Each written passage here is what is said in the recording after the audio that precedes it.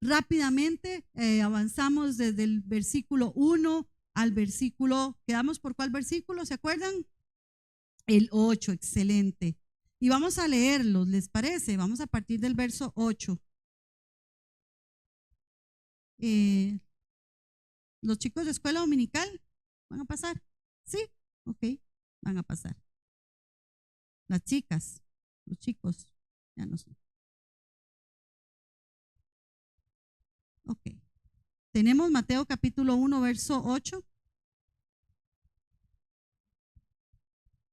Recordándole que estas enseñanzas, hermanos, si usted no las encuentra en el Facebook de la congregación, puede también visitarnos en YouTube. Por ahí creo que mi esposo compartió en el grupo, el enlace. Así que por favor, si usted quiere seguir viendo estas enseñanzas y las extrayendo, si usted en algún momento, algún domingo no pudo venir por alguna circunstancia, le invitamos a que visite la página de YouTube, ¿verdad? Y ahí usted va a encontrar las enseñanzas. ¿Estamos listos? Apocalipsis 1:8. ¿Decimos amén? Amén. Ok. Dice así: yo soy el alfa y el omega, principio y fin, dice el Señor, el que es y que era y que ha de venir, el Todopoderoso. Recordemos anteriormente en el verso 7 que encontrábamos, hermanos, el verso 7 nos habla de lo que se trata realmente este libro de Apocalipsis. Ya lo hemos dejado bien en claro. Apocalipsis no debería de ser o no es un libro para que nos dé temor, ¿verdad? Hay gente que dice, ay no, yo no estudio Apocalipsis porque qué miedo. Y es que yo no entiendo. Bueno, obviamente es uno de los libros más difíciles de interpretar en la Biblia, pero no es imposible. Lo que pasa es que muchas veces la gente lee Apocalipsis esperando saber quién va a ser la bestia, quiénes van a ser los dos testigos y todo esto. Y hermanos, el objetivo cuando el Señor le da esta visión a Juan, o estas visiones a Juan, no es para que nosotros empecemos a buscar cómo interpretarlo o ver quién es. Julia, que tiene ya sus añitos, ¿verdad? En los caminos del Señor, se acordará conmigo de aquellas épocas de los 80s y los 90s, ¿verdad? Cuando se hablaba de la marca la bestia, ¿verdad? Y cómo se decía que era esto, que era lo otro, ¿verdad? Ahora, hoy en día, hay gente que dice que la marca la bestia puede ser los pasaportes biométricos, ¿verdad? Y todo esto. Y empieza la gente a hacer conjeturas y realmente, hermanos, el propósito con el que Dios le da a Juan 4 visiones que se desarrollan aquí en Apocalipsis no es eso. No es que nosotros empecemos a indagar, ¿y esto quién es? ¿Y las dos bestias quiénes son? ¿Y la ramera? ¿Y esto? Eso no era el objetivo de Dios con respecto a dar estas visiones a Juan. ¿Cuál era el objetivo, iglesia? ¿Se acuerdan? Está en el verso 7. Sí, avisarnos, informarnos de que Cristo viene, que así como Él se fue, dice la palabra, Él volverá. Y ese es, hermanos, el recordatorio, o eso es lo que debería de quedar en nuestros corazones. ¿Cuál es el tema? ¿Cuál es el tema de este libro? La segunda venida de Cristo. ¿Cuándo será? ¿Usted lo sabe? ¿Yo lo sé? Ninguno lo sabe. Jesús mismo lo dijo. Nadie lo sabe. Nadie lo sabe. Ni aún los ángeles en el cielo saben. Pero de que Él regresa, yo no sé si nosotros veremos la venida del Señor. Vemos muchas cosas que se están cumpliendo. Pero hermanos, el llamado es cómo estamos viviendo. ¿Cómo es nuestra vida? A la luz de la palabra. No a la luz de alguien. No a la luz del estándar del hombre.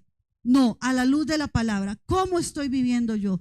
¿Cuál es mi comunión con Dios? Y lo leíamos ahora, mi esposo leía al principio, ¿verdad? Creo que era Mateo, gracias Mari. Mateo, donde habla de la segunda venida del Señor.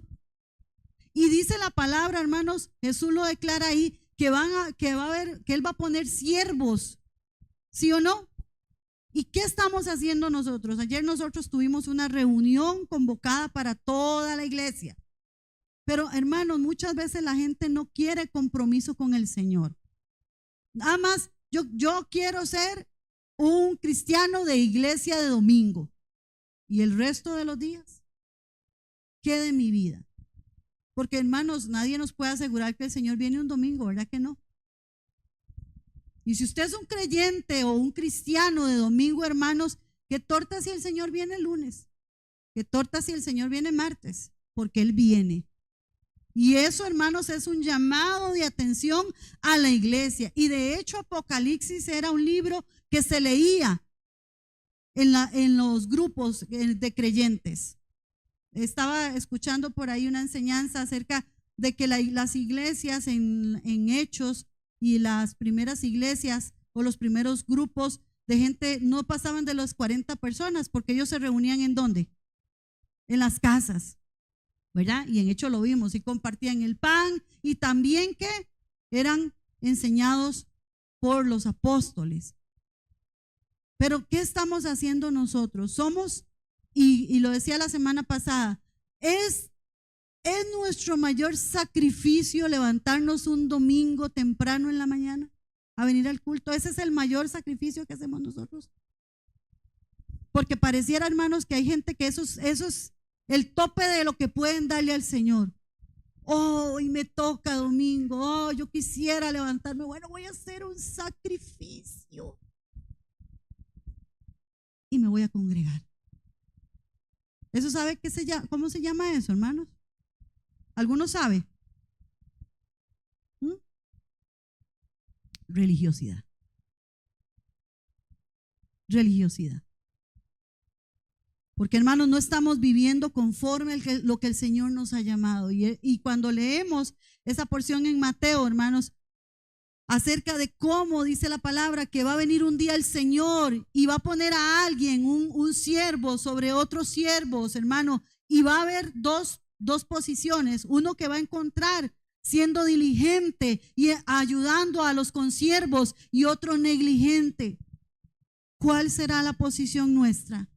¿De una negligencia total? Siendo yo salvo, ¿a mí qué me importan los demás?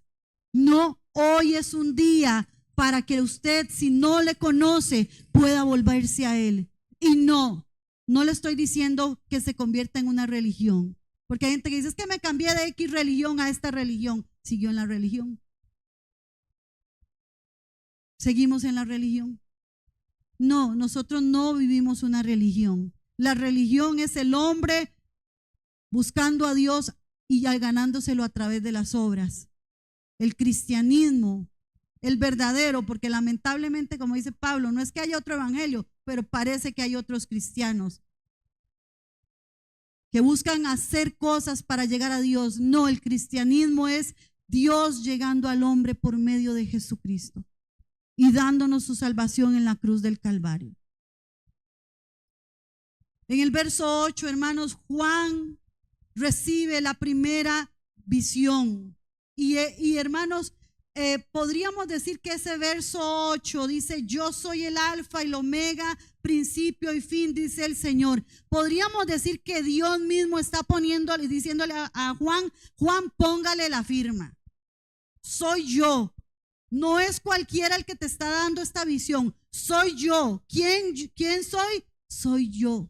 Yo soy, el alfa, el omega, el principio y el fin. El alfa y el omega, hermanos, son primera y la última letra del alfabeto griego y por lo tanto, hermanos, lo que nos está diciendo el Señor es que entre esto y todo esto soy yo. Todo lo abarco. Dios es el comienzo absoluto y Él es el final. Ayer a veces yo no sé si a usted como creyente le pasa que a veces uno empieza a pensar, ¿y por qué Dios si sabía que Adán y Eva iban a fallar? ¿Por qué igual nos hizo? ¿Alguno se ha hecho esa pregunta? No, ninguno. Si Dios sabía, si decimos que Dios es omnisciente, ¿por qué si Dios sabía que Adán y Eva iban a fallar? Porque igualmente creó al hombre. ¿Sabe cuál es la respuesta más sencilla que usted puede recibir? ¿Sabe cuál es? Si usted se ha hecho esa pregunta. Pues hay gente que les gusta calentar. No, y hay gente, no, y hay gente que viene y dice, es que si yo hubiera sido Eva, yo no hubiera pecado. Eso no lo sabremos, pero hay una realidad. Dios había hecho, hermanos, la tierra, el cielo, los animales, creó al hombre, vio que no era bueno que estuviera solo y le hizo una mujer. Y los puso, dice la palabra, a ser mayordomos del huerto. Qué mayor comodidad, hermanos, estar en un lugar así. Y sin embargo, hermanos, el corazón del hombre pareciera que a veces tener comunión con Dios no es suficiente. Y hoy, hermanos, nosotros tenemos que volvernos a Él. Si lo tenemos a Él, lo tenemos todo. Y aunque no tengamos nada, lo tenemos a Él, igualmente lo tenemos todo.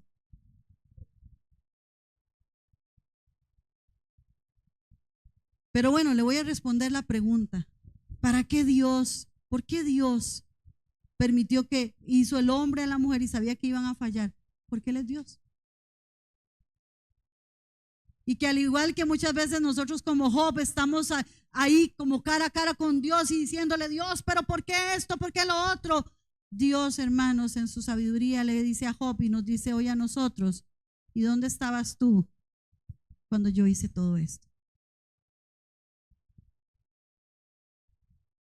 Él es eterno, Él es trascendente, Él no es, hermanos, Dios no se ve afectado por los conflictos de la historia.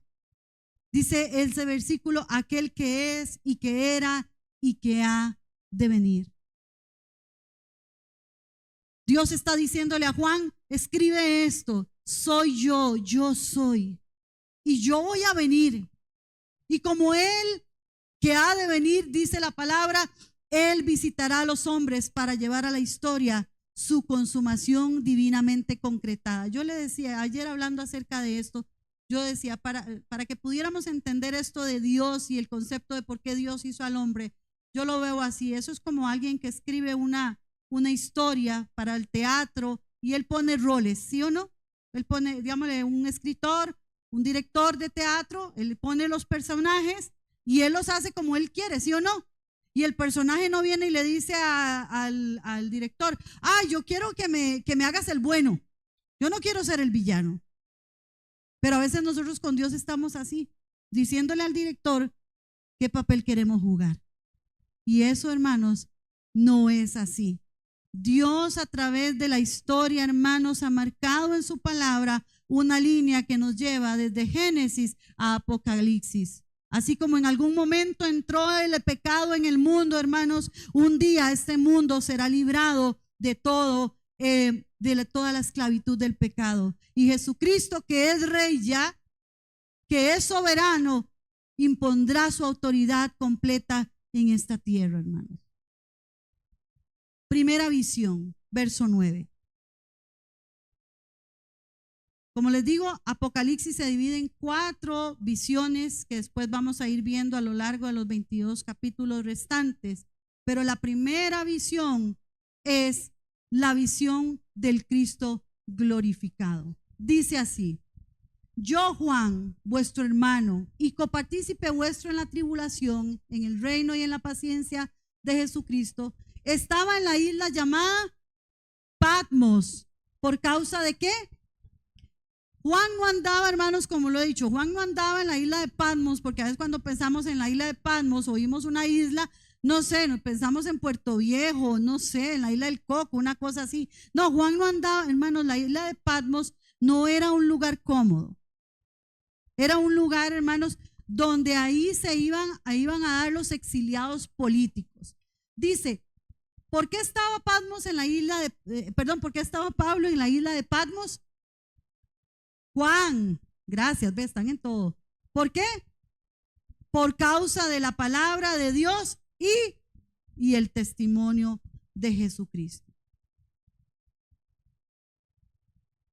Juan estaba en la isla de Patmos. Juan recibió en este verso 9, hermanos, la orden de enviar a las 7 iglesias de Asia las visiones que habría de recibir a partir del verso 9 hasta el verso 20. Era bien conocido por ellas, hermanos, y mantenía un vínculo de fraternidad con los cristianos de Asia. Por eso, hermanos, Juan se declara vuestro ¿qué? Vuestro hermano. Vuestro hermano. Compartía, hermanos, Juan junto con aquellos hombres y mujeres de la iglesia en Asia, tribulación, pero también compartía el reino de Dios. Y hermanos, es que Juan 16:33 nos da evidencia de lo que va o que lo que vive la iglesia en toda su historia hasta el día de hoy y seguirá viviendo. ¿Qué dice Juan 16:33?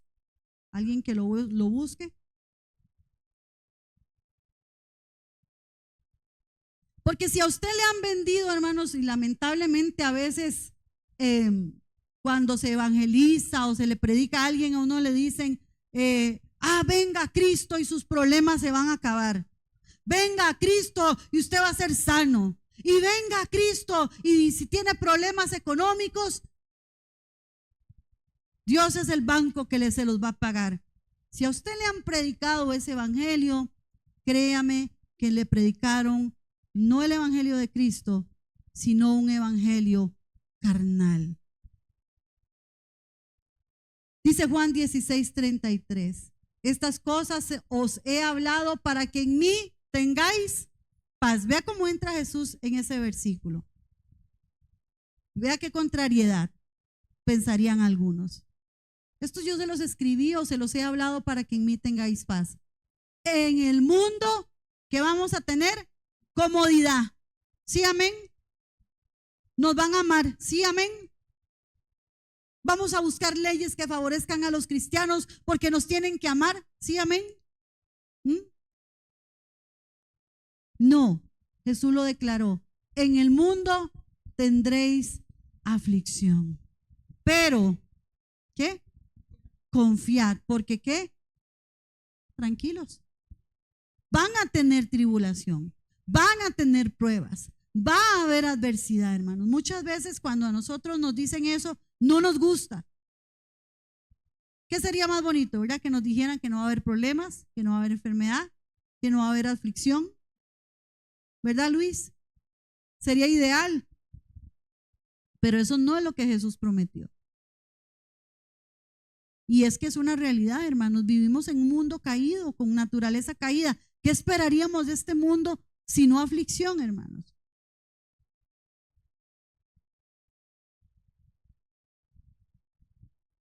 La tribulación, hermanos, se podría decir que es la suerte del pueblo de Dios en esta época y en todas las épocas a través de la historia.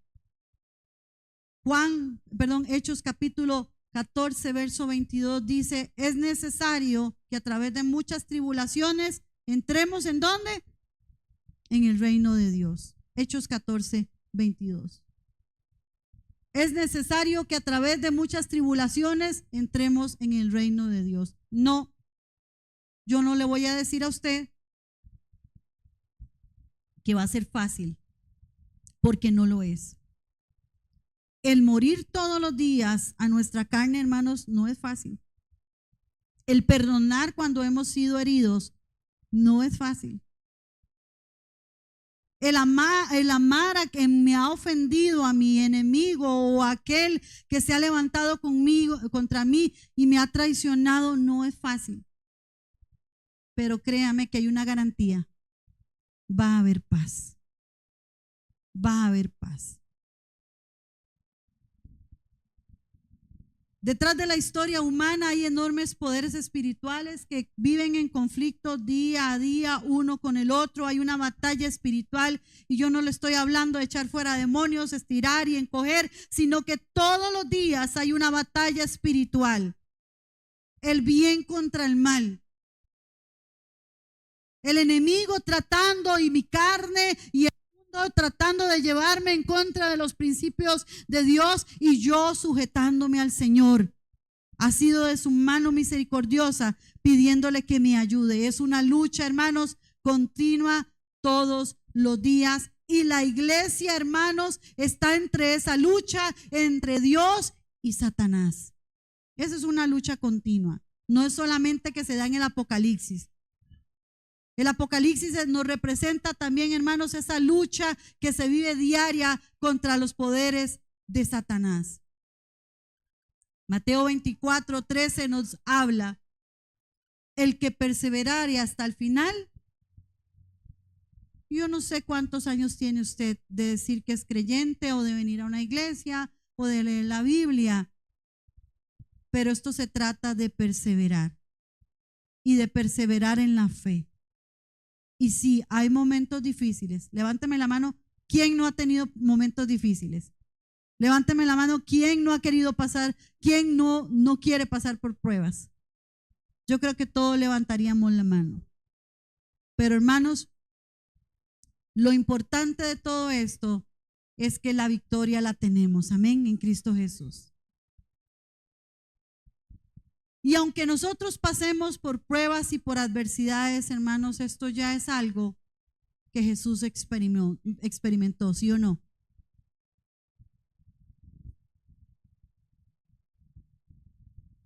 Juan estaba, dice el verso 9, en la isla llamada Patmos.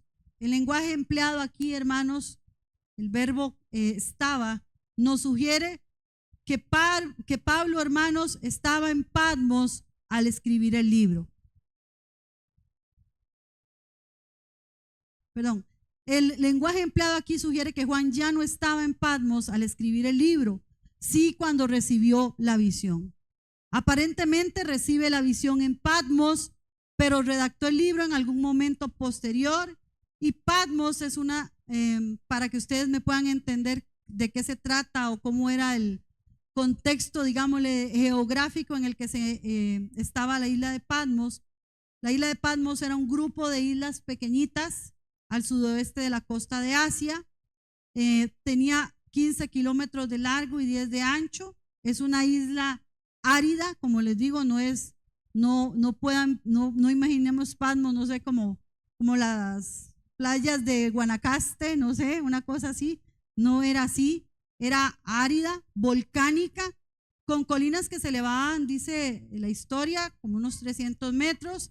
Hay referencias en la lectura o en la literatura romana que nos dicen que esas islas eran usadas para el exilio de delincuentes políticos. Por eso les digo, Juan estaba en la isla de Patmos presuntamente como exiliado. Ahora, no hay una evidencia clara en la historia que nos diga que el exilio de Juan fuera parte de una persecución general de la iglesia. Esta persecución haya sido en Roma o en Asia. Sin embargo, el gobernador tenía autoridad para mandar personas al exilio por razones políticas, y ahí Keila nos está ayudando más o menos para que ustedes vean geográficamente cómo era Patmos. De hecho, era una isla, no era muy grande. En ese tiempo, hermanos, aunque Juan, digámosle, no tenía tintes políticos o no provocaba sedición política, sí, hermanos, los romanos o el emperador romano creyó o pensaba que los creyentes en esa época, recordemos que empezó a propagarse el evangelio y el grupo de cristianos o creyentes empezó a crecer, y eso para Roma constituía una amenaza política. ¿Por qué? Porque los romanos creían que los creyentes venían contra el poder político de Roma, y por eso probablemente es que Juan es exiliado a esta isla, por una situación que en ese momento consideraron los romanos que podía ir en contra del poder político que ahí imperaba. Verso 10. Dice: yo estaba en el Espíritu en el día del Señor y oí detrás de mí una gran voz como de trompeta.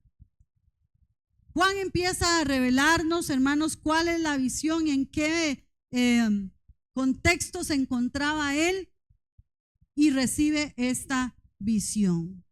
Dice: se encontraba en el Espíritu en el día del Señor. Algunos intérpretes ven en la última expresión una referencia a un día escatológico del Señor, o al día escatológico, que es los últimos tiempos, como si Juan hubiera sido transportado, podríamos decir, y permítame la palabra, sin ser mal interpretada, un éxtasis del fin de la historia. Juan, hermanos, en ese momento, él entra como digámosle, como un tipo de éxtasis donde él recibe esta visión. Es mucho más probable que veamos aquí el lenguaje que estaba surgiendo, que se refería al día del Señor, como el día distinto de los cristianos para la devoción religiosa. Cuando hablamos del día del Señor, nosotros pensaríamos que sería ¿cuál día? No, el domingo, correcto. Pensaríamos que cuando Juan dice esto, pensaríamos que fue un domingo, pero realmente no es así. Sabemos por otras referencias que el primer día de la semana era de gran importancia para los cristianos. Se reunían para partir el pan el primer día de la semana, Hechos 27. Vamos a Hechos 27.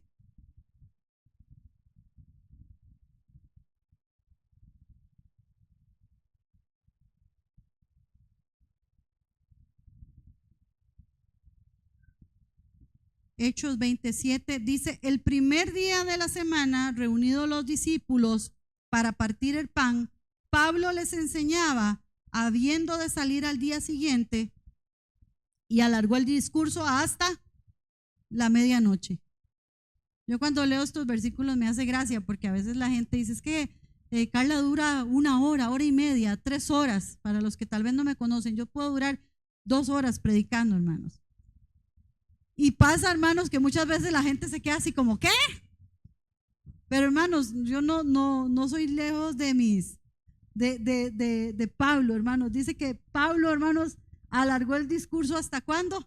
Hasta la medianoche, ¿verdad? Hasta la medianoche. Y ellos se habían reunido a partir el pan en el primer día del Señor, pero no, hoy tranquilos, no voy a predicar tanto.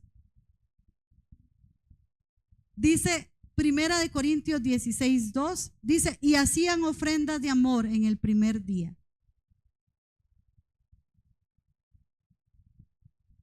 Primera de Corintios 16:2.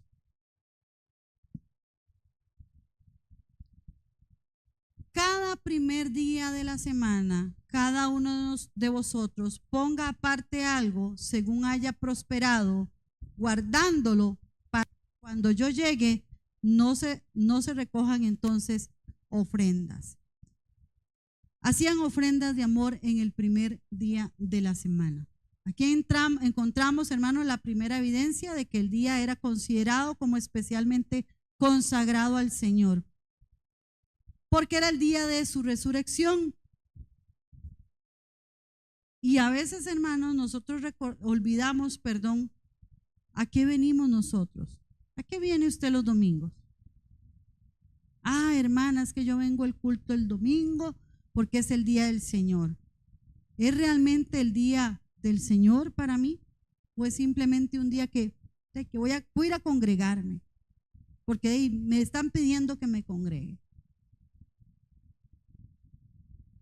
El surgimiento de la observancia del domingo como el día del Señor en lugar del sábado, que era el día de reposo judío, hermanos, fue un proceso histórico y gradual.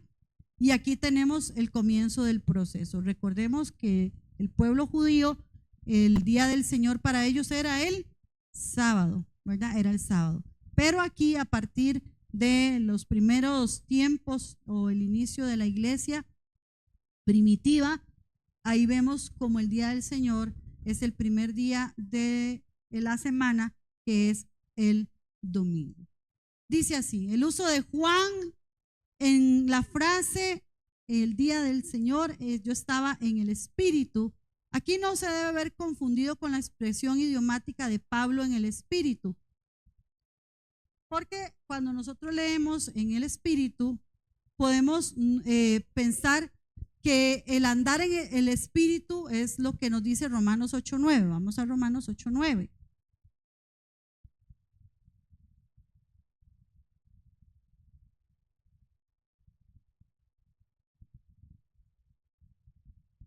Dice, mas vosotros no vivís según la carne, sino según el Espíritu, si es que el Espíritu de Dios mora en vosotros. Y si alguno no tiene el Espíritu de Cristo, no es de él, no es de él. Aquí esa frase que vemos en el verso 9 de Apocalipsis, hermanos, no es que que Juan andaba en el Espíritu, como nos lo dice Pablo aquí, ¿verdad? Que nosotros debemos de andar como en el Espíritu, sino que él ha sido tomado por el Espíritu. Así como Juan, se me confunden los dos nombres, por favor, ahí si se me enredan, ahí me lo entienden. En 2 de Corintios, capítulo 2, 12, ¿verdad? 12, 2, Pablo dice la palabra que fue llevado al tercer cielo, o sea, él es tomado en el Espíritu. Esa es la referencia que también nos sirve para entender cómo Juan es tomado en el Espíritu. No es que andemos en el Espíritu los que somos de Cristo y tenemos el Espíritu, andamos en el Espíritu, ¿sí o no? Pero no somos arrebatados, como en el caso de Juan o en el caso de Pablo, a lo que se llama el tercer cielo, que es ahí donde se encuentra la presencia de Dios. ¿Vamos bien hasta ahora? ¿Me van entendiendo? Ok, espero que sí. En 2 de Corintios capítulo 12, 2 dice: conozco a un hombre en Cristo que hace 14 años, si en el cuerpo no lo sé, si fuera del cuerpo tampoco lo sé, el que lo sabe, ¿quién es? Dios. Fue arrebatado hasta el tercer cielo. En el caso de Juan, cuando recibe esa visión y él habla de estar en el Espíritu, es algo similar. Juan es arrebatado y llevado al tercer cielo para recibir esta revelación. Juan. Ajá, ok. Ok.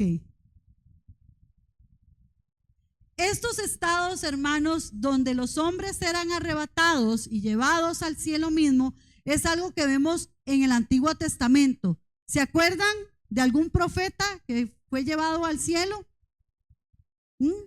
Isaías. Eso eran cosas, hermanos, que Dios hacía en la antigüedad. Y en el Nuevo Testamento también lo vemos, ¿verdad? Ahora, a menudo los profetas hablaban la palabra de Dios como una profunda convicción que les oprimía en lo más profundo de su ser.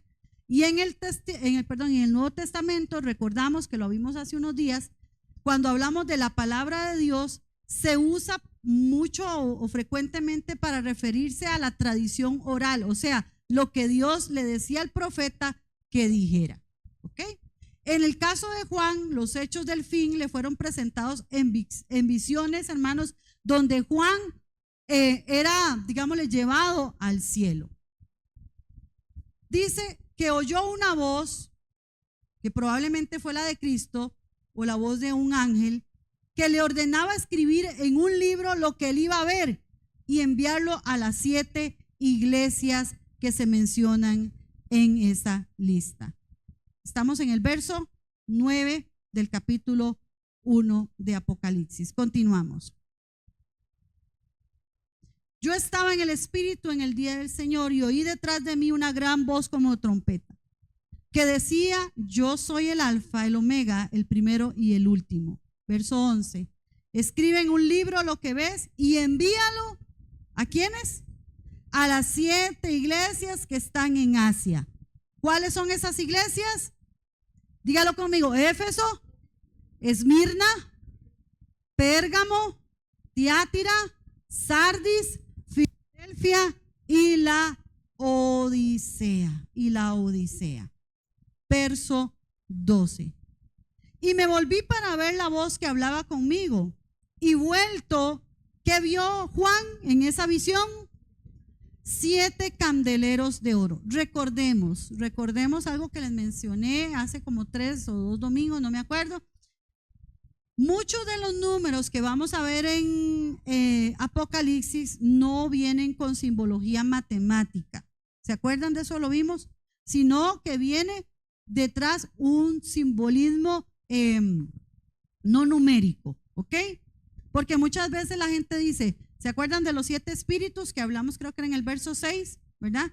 No es que existan 7 espíritus. ¿Cuántos espíritus hay? 1, el Espíritu Santo, ¿ok? ¿De qué hablamos con respecto a cuál era el símbolo del número 7? ¿Qué significa el número 7? Plenitud, ¿verdad? Algo completo. Ok. Dice que Juan se vuelve, ¿verdad? Y él escucha una voz, se vuelve y recibe la primera visión. Ahora, lo hemos hablado, se supone, ¿verdad? Y lo hemos mencionado, que quien escribe este libro de Apocalipsis es Juan. ¿Quién? Juan el profeta, ¿verdad? Pero que muchos historiadores dicen que fue Juan el discípulo, ¿verdad? El discípulo, el apóstol, ¿ok? ¿Cómo era la visión o cómo era, hermanos, la expectativa o la forma en que Juan conocía a Jesús? ¿Cómo lo conoció? ¿Se acuerdan?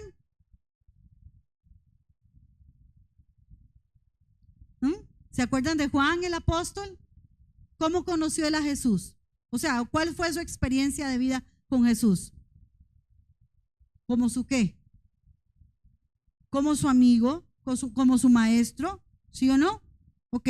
Ahora, a partir de este verso, Juan va a ver a Jesús totalmente diferente.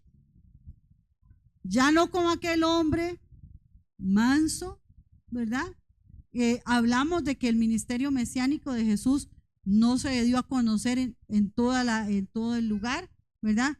Pero ahora dice la palabra en el verso 7 que cuando Él regrese, todo ojo le verá. O sea, le van a reconocer como quién es Él, el verdadero, el Mesías, el Salvador.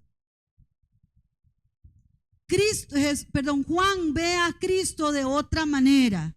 Dice que vio dice, y vuelto vi 7 candeleros de oro. ¿Qué significan estos 7 candeleros de oro? En Éxodo 25:36, vamos a ver, vamos a ir casi que concluyendo. Éxodo 25:36.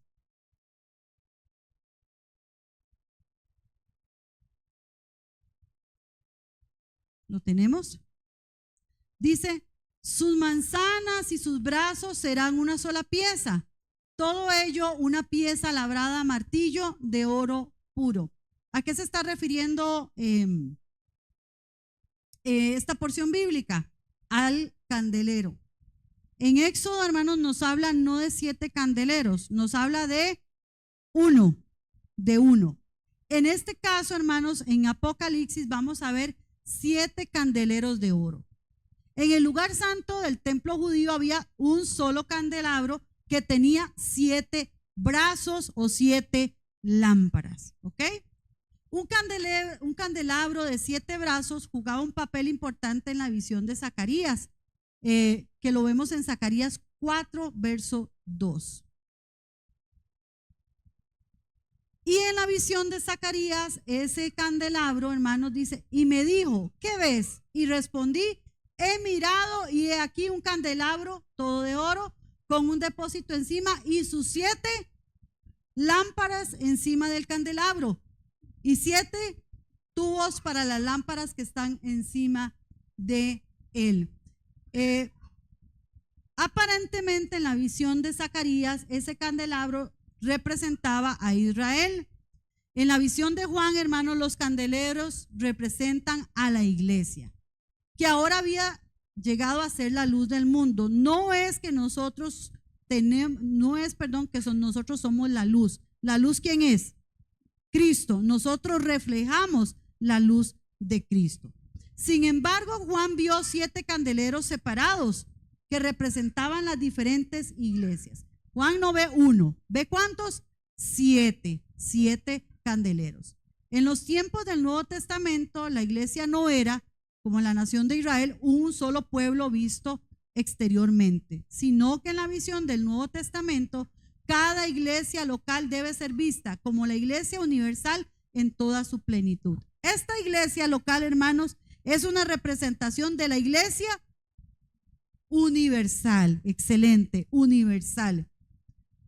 Que la unidad de la iglesia no se encuentra en la organización, sino en su relación con Cristo, y eso lo vamos a ver en el verso 16. donde nos habla, de ahí mismo el capítulo 1, donde Cristo sostiene 7 estrellas en su mano derecha. Las 7 estrellas eran la contraparte celestial de las 7 iglesias, mientras que las 7 lámparas eran las iglesias concretas, que su función es dar luz en el mundo, según Mateo 5:14. Si la luz fallara, el candelabro, hermanos, dice la palabra que debía de ser removido. Es decir, si la iglesia no está fungiendo o haciendo su función de luz en el mundo, ¿cuál es el destino para esa iglesia? Apocalipsis, vamos a Apocalipsis capítulo 2, verso 5.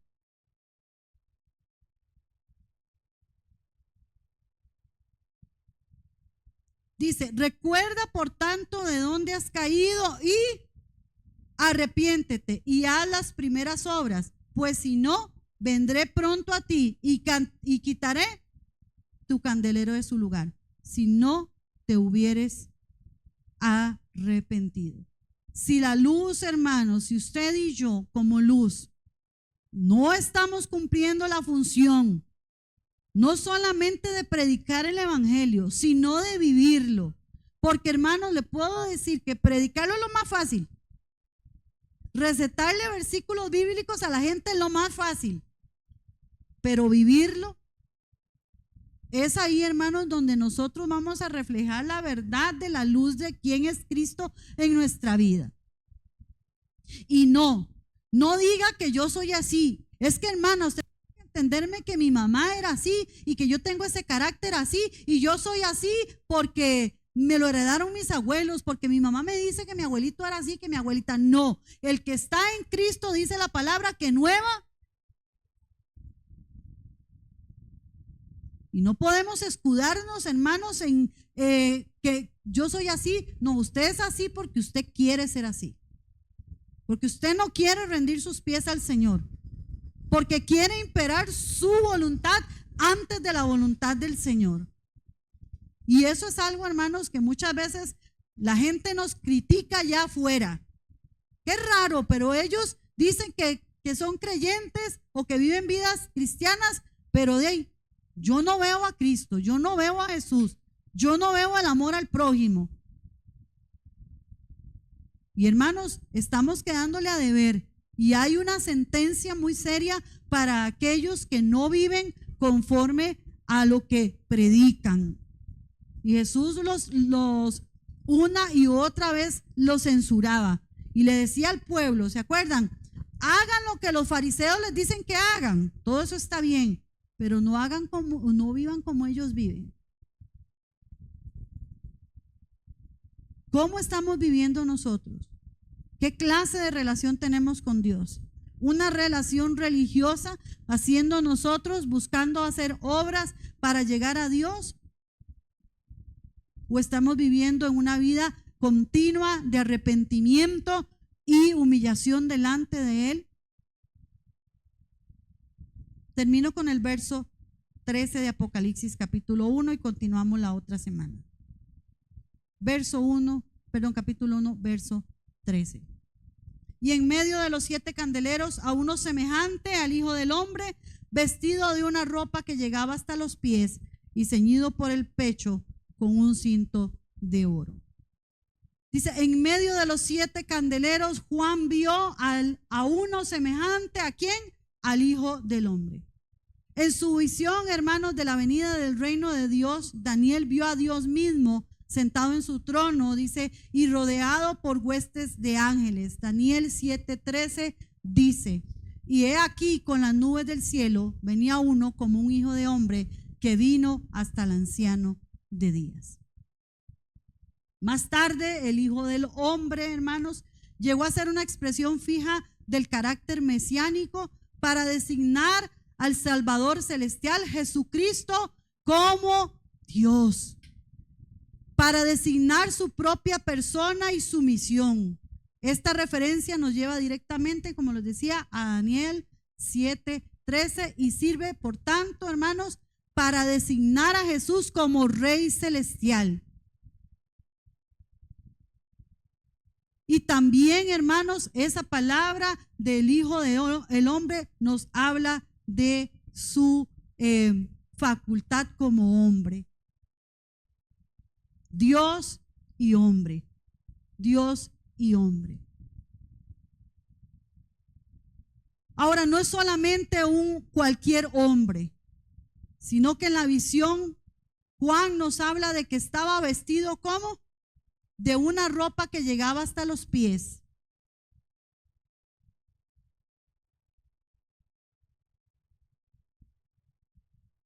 Y ceñido por el pecho con un cinto de oro.